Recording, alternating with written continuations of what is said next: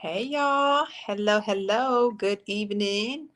How do I press this? Sorry, y'all. This is my first time trying to go live on multiple things here. Okay, let's do it. Awesome. Okay. So welcome. My name is Jasmine Gittens. I am the co-founder of QQM, where we help entrepreneurs scale their business utilizing and leveraging other people's audiences and incorporating that with AI to do it in half the time. So tonight I want to share with you guys exactly how I personally use this method and use this strategy to grow to 100,000 almost $300,000 in our first year of our marketing consulting business. So first, I want to kind of just take it back a little bit of how like I even got into the space. I was a senior marketing manager at a large company on Wall Street, and I actually worked for two different companies on Wall Street, and both utilized this strategy. Right, both were utilizing other people's audiences. Right, and that was my particular job, was to get in contact with media publications, get in contact with organizations, associations, and other companies that were in alignment with our brand and with our audience, and create these strategic relationships to get us in front of our ideal audience. Right. Hey, Angela. I'm so excited to be here too.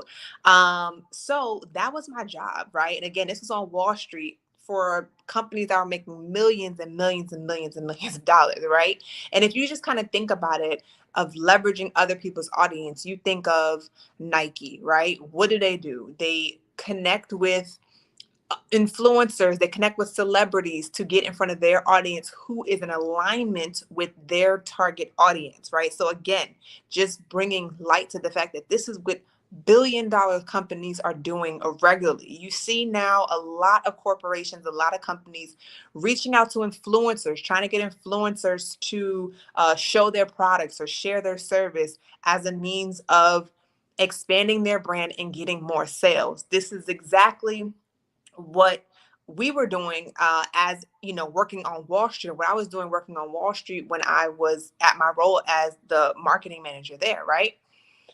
Then when I became an entrepreneur, right, I was in real estate doing that, and I decided that I wanted to start teaching people, right? I wanted to start consulting and doing coaching. And my first thought of how to grow this was to go back to the basics, go back to exactly what I was doing at my job on Wall Street. And that was building and leveraging using other people's audiences. Okay, so that's exactly what I did. I knew my niche, I knew who I was going after, I knew who my target audience was. So I spent time reaching out and finding companies, organizations, social media groups, event organizers, all in alignment with my specific target audience, right? So I would be on Facebook groups for real estate investing Facebook groups, right? People that were in these groups had tens of thousands of people in these groups, right? And I would find a way to offer my service to the admin of that group to get my information out to their audience, right? In order to make them and turn them into my audience as well as paid clients for me. So, for example, I would reach out to Facebook groups that maybe I was specifically at the time talking about like wholesaling, right? So I would maybe reach out to groups that were about flipping, right? Or about real estate investing in general, creative financing. And because I knew that this was our target audience, right? I would reach out to them, share with them. I'd love to do a free class, love to give an ebook, share this with your audience, and as a means to help them grow, as a means to offer more value to them, right? You always wanted to make it one about their audience. How can this actually help their audience, right? Also, how can this help them? Right? How can this actually help the admin? How can this help their business? Right? Is there any type of partnership? I've had relationships where I had a person who did flips.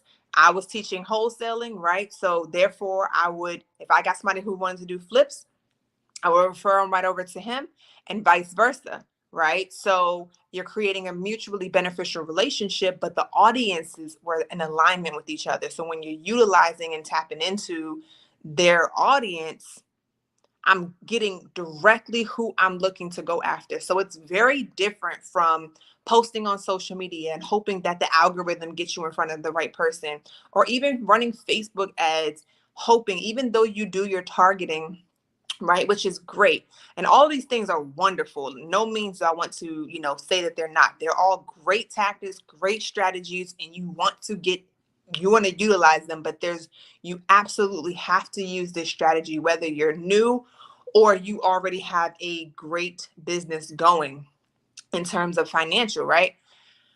Because it's just an easy, simple way to get in front of your ideal audience, grow your brand awareness, and ultimately increase your sales. And the cool thing about it is because you're going directly to your audience, you're able to get in front of people who are more likely to buy from you, and they're more likely to do this faster, right? So your conversions are faster. Your time to sale is faster. You're usually getting a better, more highly qualified lead who, again, usually converts faster, right? So that is the power of this. And again, because you're reaching out and utilizing someone else's audience, they have already built trust with this audience. They have already done the hard work of building the audience, right?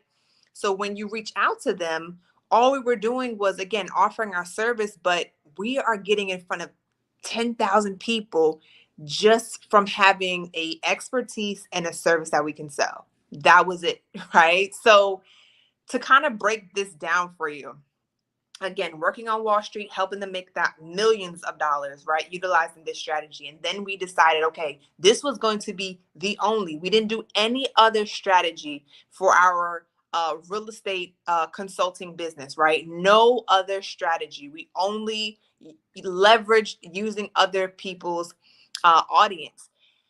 Now, the cool thing about it is in the meantime of utilizing other people's audience, you're going to be building your own audience, right? You're going to have people coming into your funnel now, coming into your Facebook group, coming into your email list, right? And now you can market to them. Okay, so now my Facebook group is growing because I've been in front of other people's Facebooks. My Facebook group is growing because I've gotten on different people's podcasts that are related to my target audience. My group is growing because I've gone to real estate events in my local market and got an opportunity to speak to them, right? Got an opportunity to do multiple presentations live and over Zoom to real estate groups in my specific area. Again, talking to my ideal audience. Okay, so this is what I'm talking about when I'm saying leveraging other people's audience. You can get on people's podcasts, you can get onto their Facebook groups, do seminars, do classes, presentations, right? You can talk to influencers if there's someone who has maybe you go on Instagram and you see that there is a heavy real estate page that just talks about real estate, and you can find a way to get posted on there or to do a collaboration. That's another way, right? So there's so many ways you can talk to organizations. You have real estate organizations and associations, investor organizations and associations, right? All across the country. Okay, so it is like almost unlimited amount of people that you can tap into who are your ideal target audience. And this is for anything. It doesn't matter what you're selling. It doesn't matter if you're providing a service or selling a product. This works, right? My experience and expertise is in providing a service because that's what I was doing. I was helping people in real estate, right? Now, what I noticed when I was doing this is I'm really a marketing consultant, right? Uh, Even though we're talking about real estate, what we were talking about is how to generate leads, how to generate leads. That was all we would talk about. How to generate leads, how to get more leads, right? And again, we were still talking about tapping into other people's audiences, right? So it doesn't matter, again, what you're doing. This is the strategy that we've used in and out and in and out. No matter if I'm working on my job that I had on Wall Street, no matter if I am in my own business as an entrepreneur. So when I started doing this consulting, we went from zero, literally just starting as, consulting and coaching people in real estate, to almost $300,000 in our first year, only using and leveraging other people's audiences. We didn't pay any Facebook ads. We didn't do any advertisements. Only thing we spent time on doing was going to other people's, people organizers of groups on social media, groups in associations, and event organizers, and letting them know the service we provide, podcast hosts, letting them know the service we provide, pitching it correctly and effectively for them to accept us. Because if you don't do that part right, they won't want to work with you, right? So it's very important that you position yourself accurately and provide true value. And I think sometimes, it's a little bit confusing on what that value is, but actually providing real value, even if they say no. Even if they say no, the person who opened up that email got value from you contacting them and letting them know what you do. It is it, right? We would oftentimes give them like a little sneak peek into what we offer, right? Give them the ebook for them to read, or if it was a class, again, maybe give them like a little snippet or some type of point for them to be like, oh, okay, I get it, right? So, and they see the value and they want to get this to their audience. So in 1 year, again, zero, starting fresh, right? As entrepreneurs, having a marketing consulting business, going from that to almost $300,000, $280,000 in 1 year. Now, since we've done that, that was several years back. Okay. Since we've done that, I have become enthralled with AI, right? And I just think it's the coolest thing.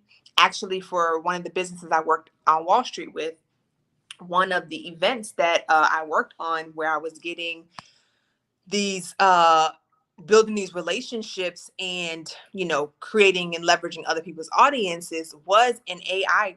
It was a AI event, right? And this was in 2016.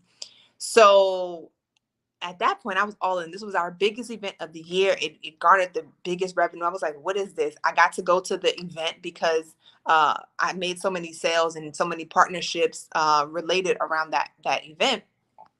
So went there, saw that, and ever since then I've been in the whole AI thing, right? So now, not only can you go out starting with zero, and if you're not starting with zero and you're already making 30, 50, $60,000, doesn't matter. Again, these multi-million, billion-dollar companies use this strategy, and we have to get more entrepreneurs taking advantage of this strategy, right? Now you can incorporate that with AI tools to do this in half the time that we did it, right?